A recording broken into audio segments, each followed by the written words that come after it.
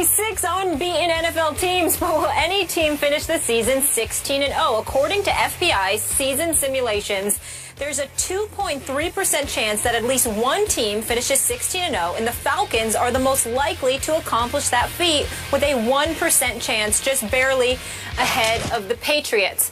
Stephen A. Smith, are the Falcons over or underrated?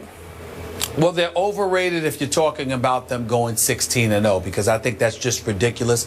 I don't think a team that ranks one of the worst pass defenses in the game of football, I think they're ranked 30th, is going to be able to deliver the goods for you in terms of an undefeated season. But this was my pick to win the NFC South, and I stand by it, although I am pleasantly surprised by what I'm seeing in Carolina, particularly with my man Cam Newton. I'm very proud of him. But I look at the Atlanta Falcons right now. They are 4-0 on this season. Yeah, they're not getting to the quarterback. They've only got 5 sacks on the season, Skip, Coach Herm. I get all of that, but they're going after the ball. They're more physical than they've looked in years on the defensive side of the ball. I'm just looking at some of the things that are taking place in that particular category, and I like what I am seeing from them. They defend well against the run, not necessarily so much against the pass. And then I'm just looking at some of these guys right here, the Justin Durant's of the world leading the team in tackles, the way their secondary has been playing, even though, again, they're soft in the passing game. They just need to get after the quarterback and stop giving quarterbacks so much time to pass. Offensively is the reason I picked them to win this division. I look at a Matt Ryan. I don't think that he's Peyton Manning or Big Ben or Aaron Rodgers, but look, he's pretty damn good. And then you got Julio Jones, who is arguably the best receiver in all of football, clearly top 2 as far as I'm concerned. You look at this guy, Leonard Hankerson. He's second on the team with 17 receptions. They're doing this despite the fact that Roddy White only has 6 receptions in 4 games, Skip. I don't know what's the matter with him. If he's injured, forgive me for saying it, but he looks right now like he's almost done. Unless he shows up and help these brothers out, he might need to start coaching or coming to do color commentary or something here, because he ain't playing. You got 6 receptions in 4 games. Something is wrong with that picture if you're Roddy White. That's not the Roddy White we know and love. And I sincerely hope that he gets it together and they get him more involved, or he can gain separation for receivers. Do something, because Julio Jones and Hankerson are holding it down. And Skip, Coach, let me say right now, I'm going to put my hand up. Maybe primetime Deion Sanders or somebody has an edge on me in this category. Maybe our very own Chris Carter has the edge on me because he knows this kid personally. The kid is I think he's the oldest of 10 kids. This kid, Devontae Adams, Devontae Freeman, this kid, I love him. I love him. I love what I see. He runs so hard. He goes after it. He's averaging nearly 4 yards a carry, okay? He's got about 17 receptions himself on the season. I am a fan of Devontae Freeman. This brother can ball. I love his game. I love how he goes after it. He's a 4th-round pick. I don't know why that was. Keep in mind, Skip Bayless, and I'll give credit to Chris Carter for educating me about this. He reminded me about this, rather. This guy didn't get that much activity at Florida State. So this is a fresh young body in the NFL. What I'm seeing from this kid, if this kid continues to play the way that he's playing, and their defense could learn how to get some sacks or defend the pass better, Atlanta can be a force to be reckoned with. 16-0, no way. Can I see a 12-4 possibility? Yes, I can. Yeah, Stephen A's made a lot of great points, and he's touched upon it. And it starts with the head coach, Coach Quinn, and met him at the owners' meeting. And, his mindset, he wants to build an image like he had in Seattle. Well, Stephen how did he strike you? Well, he's good with the players. You could just tell. He's going to be good with the players. We had a nice conversation. And he's about building the same kind of mindset they had in Seattle, especially defensively as well as offensively. Now he's got a runner. He reminds me a lot of Lynch. Can break the first arm tackle, runs. He's already got 7 touchdowns. He's built low to the ground. He is. Strong-legged guy, can catch the ball out of the backfield. They've got a talented receiver and really have they have a quarterback that's a top 10 quarterback in this league. I mean, when you think about Matt Ryan, what he's done, no offensive line per se, and he's finding a way to get the ball to Julio Jones and to Hankerson, and Roddy White is hurt, as he said. Defensively, they're just playing hard. They're just playing flat hard like they did in Seattle. They're taking the ball away, which gives them an opportunity to get off the football field. But they don't get to the quarterback much. But they just play hard. And when you turn the film on, you go, wow, look how many guys run to the ball and tackle. Well, I'm going to tell you something. When you watch the film, you're the opponent watching that, you're going, hey, boys, we better get ready for this now. You know, and because you look at the numbers, they're not a top 10 defense. But they play angry. They play together. And that's what's great about when you watch them play. And I think right now they got a quarterback, whether he's at home or on the road, in the fourth quarter, if he has the ball, he can win the game. He can flat win the game.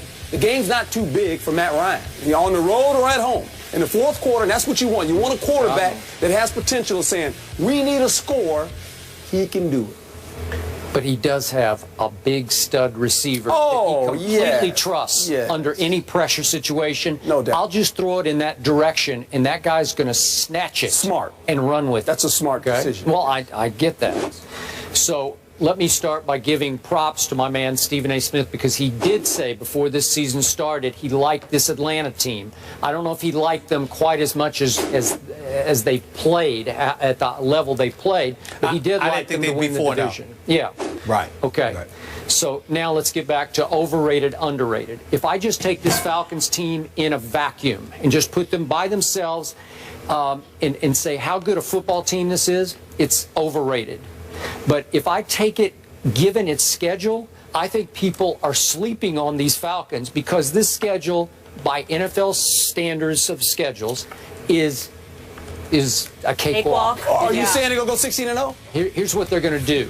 They're going to go 14-2, or maybe 15-1. I give them an outside shot at 16-0 just because it looks to my eye, knowing what I know to this point, the quarter way through the season, it looks pretty easy given the fact they've got Carolina at the end of the year, home and away, with 1 week in between them. So that one game is, the one game at Carolina, it's tough. It's December 13th. Real tough. Okay, that's going to be a tough one. So if we're talking about 16-0, that would be the one you'd have to win for sure. Then they turn around 2 weeks later, December 27th, and get them back in Atlanta. Those are the two hardest games to my eye left on the schedule. Now, Stephen A. thought also that the Indianapolis Colts were going to get to the Super Bowl. They have the Colts in Atlanta. Are the Colts going to turn back into that Super Bowl contender? I don't think so. Doesn't look like it. Okay, so we can dismiss that game. All right, here's why I say they're overrated.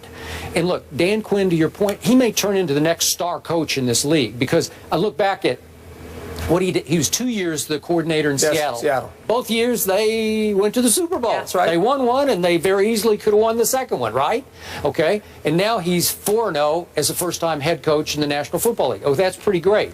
But that defense you talked about playing so hard, in the second half of the Monday night opener against Philadelphia in Atlanta, the Eagles' offense, we have all ripped to shreds, went crazy on the Atlanta defense in Atlanta and went for 274 total yards and scored 3 touchdowns and missed a field goal with a couple of minutes left that could have put Philly ahead in that game and maybe won the game for them. Am I right? No, you're right. And this and I mentioned it, and Stephen A. mentioned it. You know, their numbers on defense are not good. I mean, they will give up plays on defense. And in the first half against Brandon Whedon in his first start for the Cowboys, my Cowboys go for 295 yards in the first half alone and score 28 points and have a 28-14 lead and rush the ball for 131 yards against the defense. It's pretty good against the run.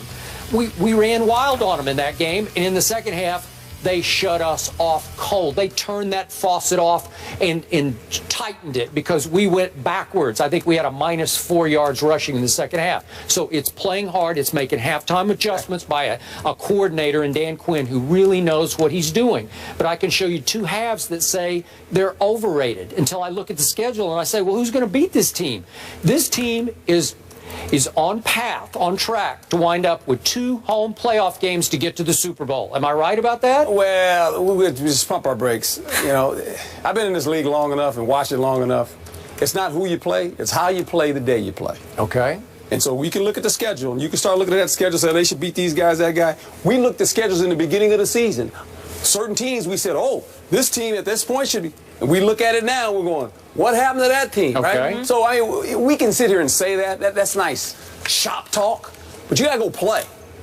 Okay, you got to go play these games. It does appear favorable. Don't let the paper don't play a game. All right, but the players do. Will we do that kind of shop talk on this show? You have to stand behind it for the rest of the year. Yeah, I'm just saying. I'm with Stephen A. I thought the Colts. I thought it was going to be Colts and the Green Bay Packers. Okay. Right. Well, right now, Colts ain't playing very well. No, I would say. The one thing that I would tell you, I was helped along about the Atlanta Falcons because obviously, as you both know, I spoke to Cam Chancellor on several occasions during his holdout with the Seattle Seahawks, and one of the things that he did was absolutely rave about Dan Quinn and the kind of man he is as a coach. And he talked about how this defense. He said, don't pay attention to the statistics. Watch how his players on defense go after people. He said it's going to be a different culture and a different day than what you've been seeing in Atlanta because Dan Quinn is that kind of coach and he's that kind of man. He's the kind of man that guys go out there and play for. Cam Chancellor told me that before the season started. Which is one of the reasons I had so much confidence in Atlanta. I get you, and I'm with you. Last quick point about Devontae Freeman sort of falling out of the heavens into their lap. Remember, the first 2 games that they could have lost. Against the Eagles, he goes for 18 yards on 10 carries. And then at the Giants, another game that they were down 10 early in the fourth quarter, right? Yeah. He goes for 25 yards on 12 carries. And nobody was talking about Devontae Freeman until my Cowboys introduced him to the world by saying, watch this, he looked like Earl Campbell to me, right? He's just running roughshod over him. Well, he's a rookie, young player, and it takes time. Second year. So he's a virtual rookie. He's a rookie to me. I mean, he hadn't played a lot of football. You're right. No longer under the radar. But to your point, Dan Quinn has certainly changed the culture there. When you describe them playing angry, playing tough, you wouldn't describe this team that way prior to his arrival. It's really been impressive and fun to watch. So Matt Ryan versus Kirk Cousins, that's Sunday in Atlanta. So Skip believes it will be remembered as the bat out of hell play. Herm Edwards is sticking around to react to that play and how the Lions handled it. We're going to get into that after the break. Stay here.